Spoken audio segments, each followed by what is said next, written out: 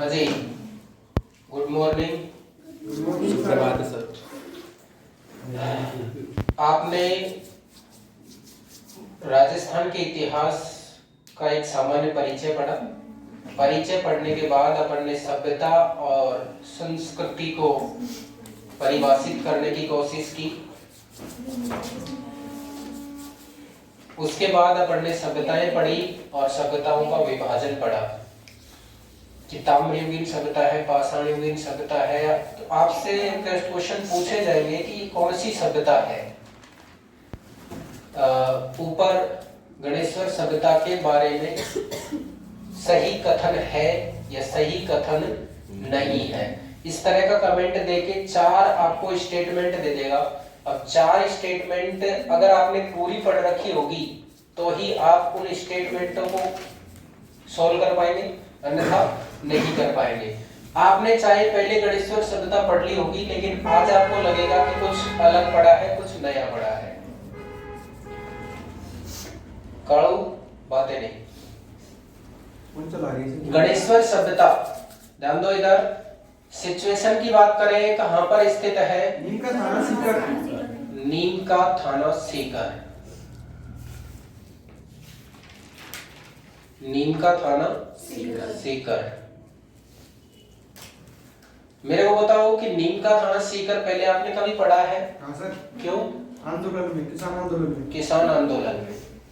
नीम का थाना सीकर का संबंध किस क्रांतिकारी का रहा है? यहाँ से रामनारायण चौधरी। Very good. बेंगू किसान आंदोलन के नेतृत्वकर्ता श्री रामनारायण चौधरी नीम का थाना सीकर के थे। क्लियर? गणेश्वर सभ्यता की अगर अपन बात करें तो अपन ने कल बात की थी कि कोई भी सभ्यता है वो किसी न किसी नदी के किनारे विकसित हुई है। किसके किनारे? नदी के किनारे विकसित हुई। तो गणेश्वर सभ्यता जिस नदी के किनारे विकसित हुई है उस नदी का नाम कांटली नदी। कांटली। कांटली या कांटली कुछ भी कह दो, एक ही बात है। कांतली नदी का उद्गम कहां से होता है भाई? Very good. खंडेला की पहाड़ी।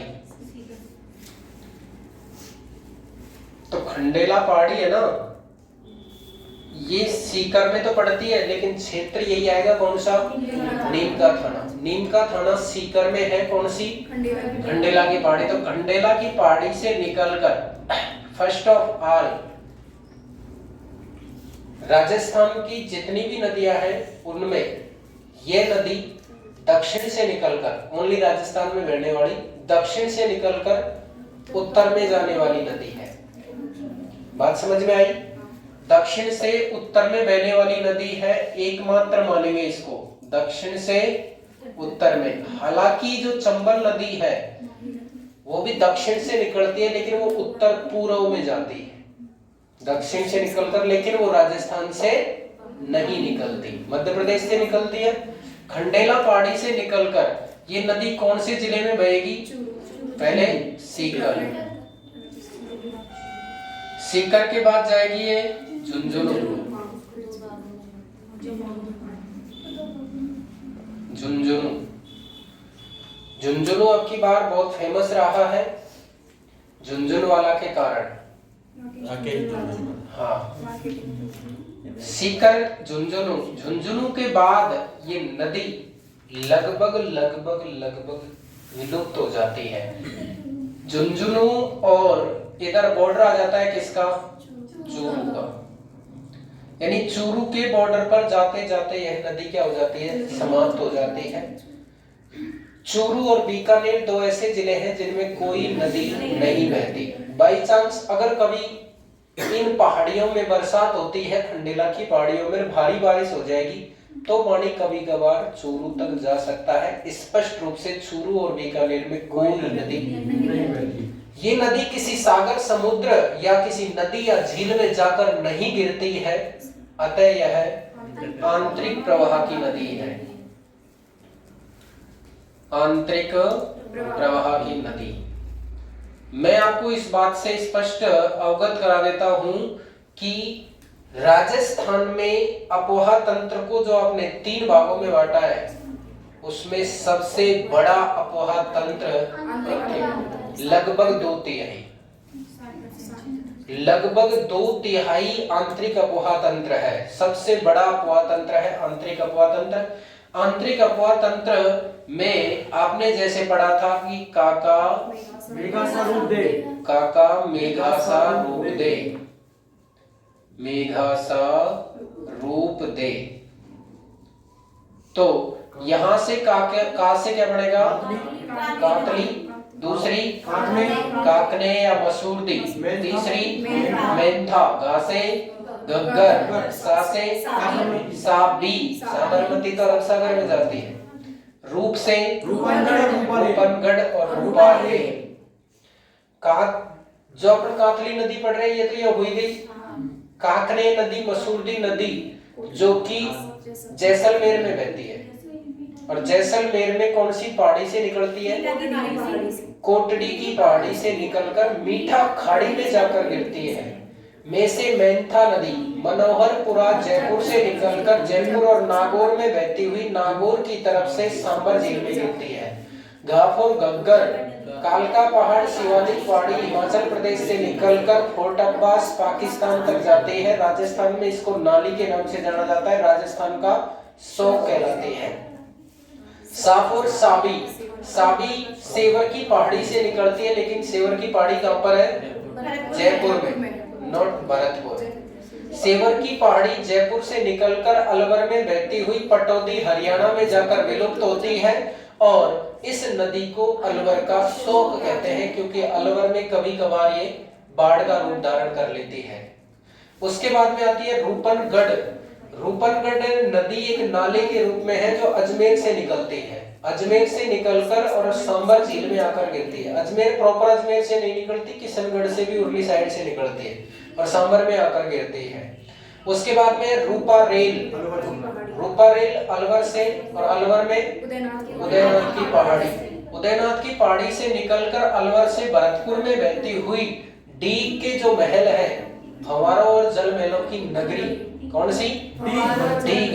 तो डीग के पास जाकर यह नदी विलुप्त हो जाती है। इस प्रकार यह आंतरिक अपोहा तंत्र है राजस्थान का। आगे बात करते हैं नीम का थाना गणेश्वर सभ्यता जो है, इसकी खोज की बात करते हैं। तो इसकी खोज 1972 में आपको पता होना चाहिए। 1972 में भारत और पाकिस्तान के बीच में युद्ध हुआ था, और उस युद्ध में भारत में जो नेतृत्व करता था उस समय वो इंदिरा गांधी थी, और उस समय बांग्लादेश को लेकर जो युद्ध हुआ तो उस समय बांग्लादेश का नेतृत्व करता कौन था? मुजीबुर रहमान। मुजीबुर रहमान को ही बांग्लादेश का पिता और जनक कहा जाता है। मुजीबुर रहमान की बेटी है वर्तमान में शेख हसीना, जो वर्तमान में बांग्लादेश की प्रधानमंत्री है। 1972 में इस सभ्यता का खोज करने वाला यहीं से ही पकड़ना है, रैफोर रतन चंद्र अग्रवाल। रतन चंद्र अग्रवाल। आपको और बताऊं, जैसे आपने आहड़ सभ्यता पढ़ी तो आ से आहड़, अ से अक्षय कीर्ति व्यास, क्लियर? तो रतन चंद्र अग्रवाल ने तो खोज की है, लेकिन इस सभ्यता का उत्खनन हुआ है इसका 1977-78 में। उत्खनन करता कौन कौन व्यक्ति है? एक तो खुद आरसी अग्रवाल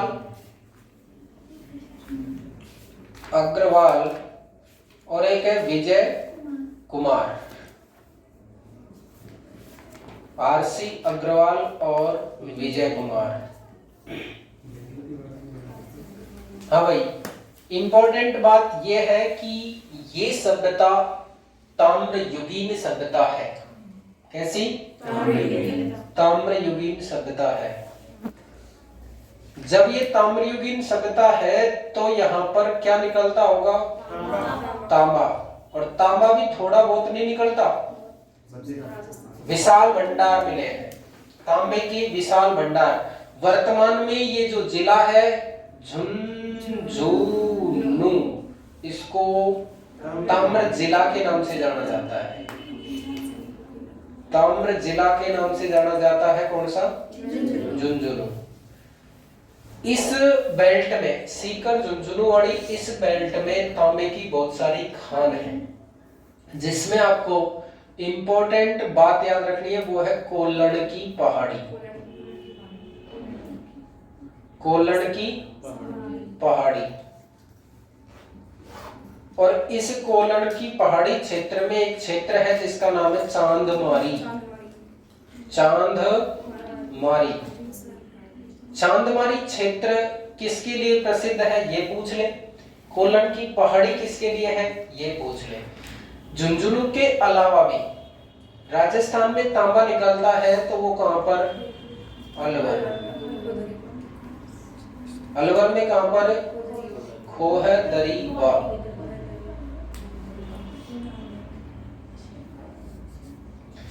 खोदरीबाग क्षेत्र अलवर में भी क्या निकलता है? तांबा। आप बताएंगे कि झुंझुनू में और कोई खान है जो फेमस है? डाबला और सिंघाना।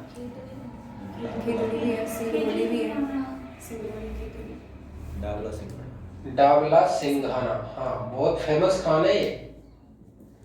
इसके अलावा यहाँ का एक क्षेत्र फेमस है खेतड़ी। खेतड़ी में हिंदुस्तान कॉपर लिमिटेड HCL का मुख्यालय है।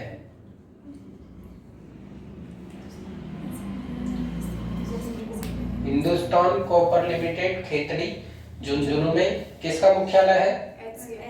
खेतड़ी और भी कारण से इतिहास में प्रसिद्ध है। खेतड़ी के महाराजा, उसके पास अजीत सिंह के पास स्वामी विवेकानंद। खेतड़ी के महाराजा कौन थे? अजीत सिंह।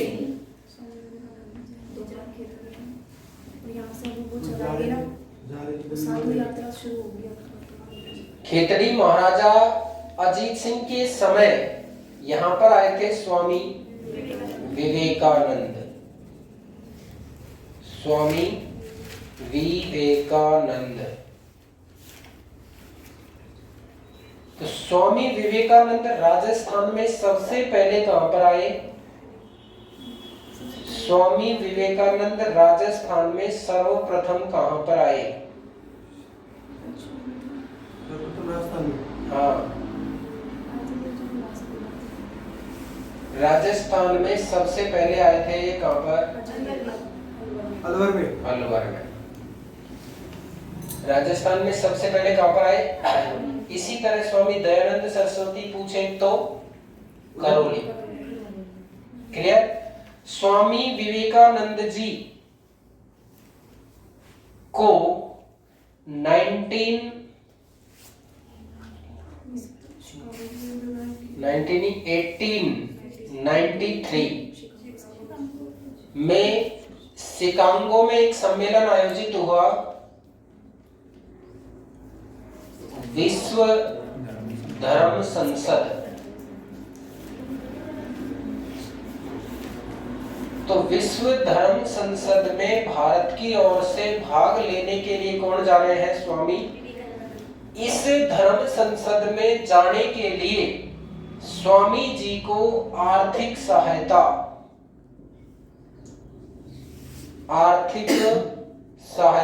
किसने दी थी? खेतड़ी महाराजा अजीत सिंह ने। खेतड़ी महाराजा अजीत सिंह ने खेतड़ी में स्वामी जी के लिए एक क्या बनवाया? महल बनवाया, जिसे शेखावाटी का हवा महल कहा जाता है। ये महल को क्या कहते हैं? शेखावाटी का हवा महल।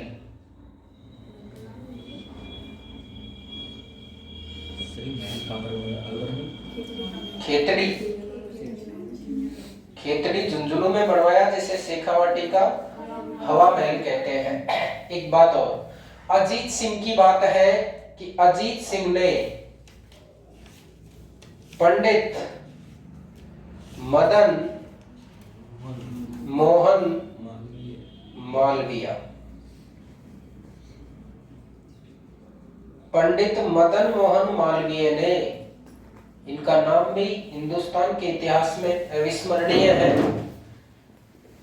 कि पंडित मदन मोहन मालवीय ने BHU की स्थापना करी है। बनारस हिंदू यूनिवर्सिटी। बनारस हिंदू यूनिवर्सिटी। तो ये जो बनारस हिंदू यूनिवर्सिटी है, इसमें पंडित मदन मोहन मालवीय जी को महाराजा अजीत सिंह ने क्या दिया? धन दिया, यानी आर्थिक सहायता दी।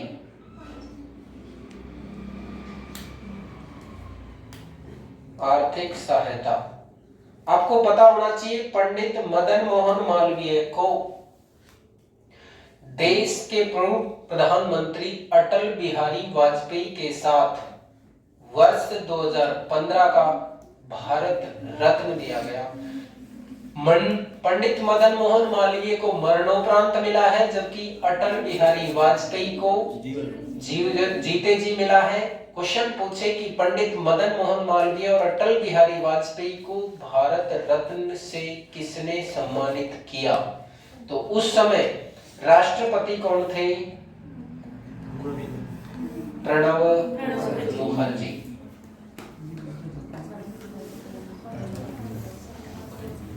प्रणब मुखर्जी। कब दिया भारत रत्न?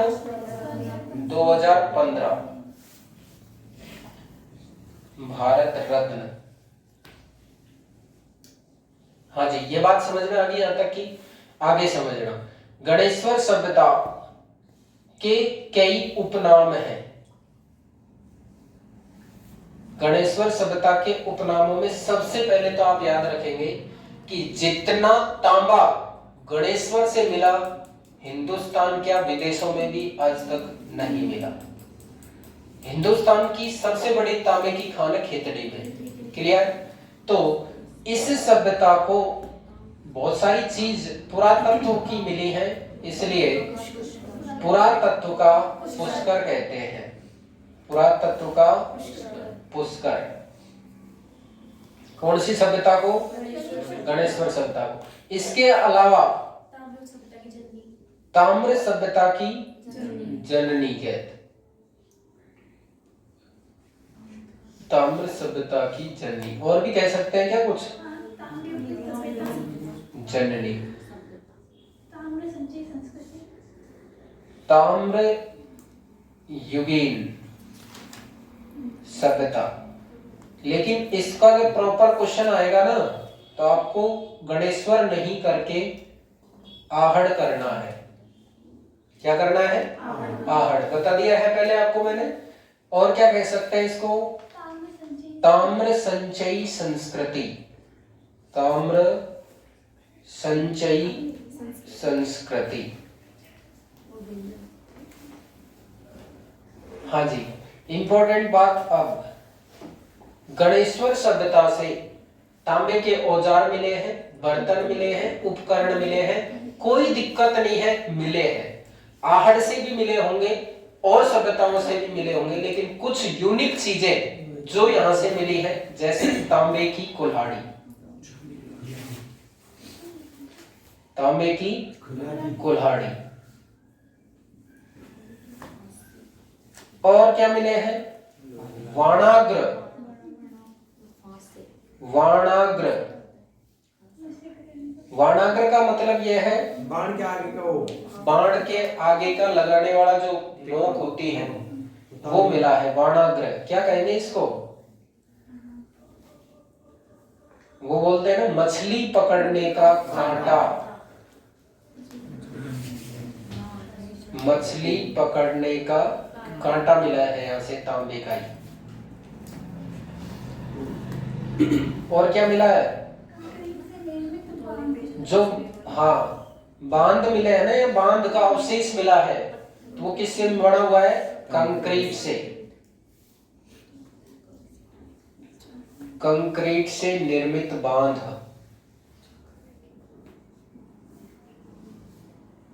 और कोई? दोहरी पेचदार सुई ये वर्णागर की है, दोहरी पेचदार सुई कह दो, कांटा कह दो। मछली पकड़ने से प्रमाण मिलता होगा, शायद ये क्या होंगे, मांसाहारी होंगे। और कोई बात, मांसाहारी के प्रमाण। बर्तन मिले हैं, इसको मतलब ये खाना बर्तन में डाल के खा लेते। कपिस्वर्णी मृद पात्र मिले हैं। और कोई बात, गणेश्वर के बारे में,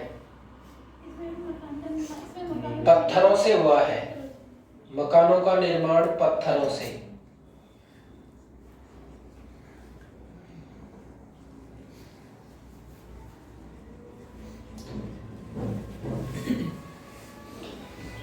मकानों का निर्माण किससे हुआ है, पत्थर से। इंपॉर्टेंट, गणेश्वर सभ्यता से जो तांबा निकाला जाता था उसका विदेशी निर्यात किया जाता था। जो विदेशी निर्यात के साक्ष्य मिले, मतलब तांबे का विदेशी निर्यात। और जो ये विदेशी निर्यात है ये कहां पर किया जाता था, दो तीन चीज तो याद रखनी ही है। नंबर एक तो सिंधु घाटी सभ्यता, हाँ वही हड़प्पा सिंधु एक ही है। और कहां से मिला है, बदक्सा, बदक्सा। और कहां से मिला है, बदक्सा के अलावा कहां से मिला है, अफगानिस्तान। कहां से, अफगान से मिला है। क्लियर,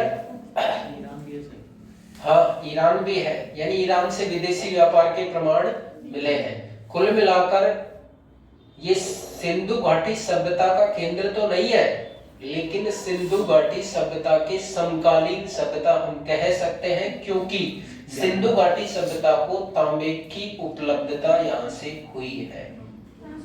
क्लियर, सिंधु घाटी सभ्यता में कांसा मिला है। कांसे का निर्माण किससे होता है, तांबे से।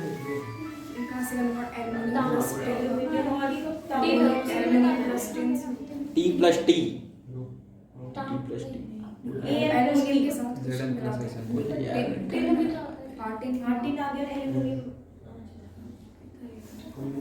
KKT। कुछ बताया था क्या मैंने, बताया था। कांसे में एल्युमिनियम नहीं होता है,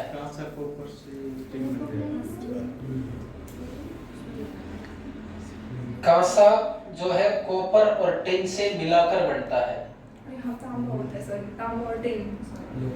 ठीक है, तो ये टिन नहीं, ये हाँ कॉपर और टिन, दो चीजों से मिलाकर क्या बनता है, कांसा।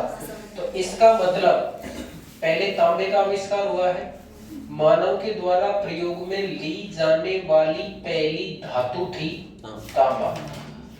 मानव के द्वारा प्रयोग में ली जाने वाली जब पहली धातु तांबा थी और इस सभ्यता से तांबा मिला है, तो सिंधु घाटी सभ्यता से प्राचीन होगी या नहीं होगी, होगी, क्योंकि यहाँ तो इससे निकलने वाला जो पदार्थ है वहां से कांसे का निर्माण किया। यहाँ से सुई मिली है तो कपड़े का भी साक्ष्य हो गया फिर तो। ये कपड़ा नहीं मिला है, पर सुई मिली, कपड़ा नहीं मिला, ऐसे नहीं कह सकते हम। बहुत जगह गाय मिली है लेकिन बैल के प्रमाण नहीं मिले हैं, बहुत जगह बैल मिले हैं लेकिन गाय के प्रमाण नहीं मिले हैं। क्लियर, कूड़ मिले तो इसका मतलब ये जरूरी नहीं है कि वहां पर चने ही बोते होंगे, हो सकता है सरसों के हो सकता है सरसों नहीं हो चने के हो। ये तो मिश्रित संस्कृति है, ये ग्रामीण भी नहीं है शहरी भी नहीं है, मिश्रित संस्कृति है ये। अरे बता तो दिया देवी, जब से वहां लिखने में केवल वहीं लग रही है, यही तो बताया था ये क्यों बताया, ये केकेटी मैंने पता है। सिंधु घाटी सभ्यता से भी प्राचीन है। हाँ जी, और कोई बात पूछनी किसी भी प्रकार की? क्लियर, धन्यवाद। इसका उपक्षेत्र नहीं बताया।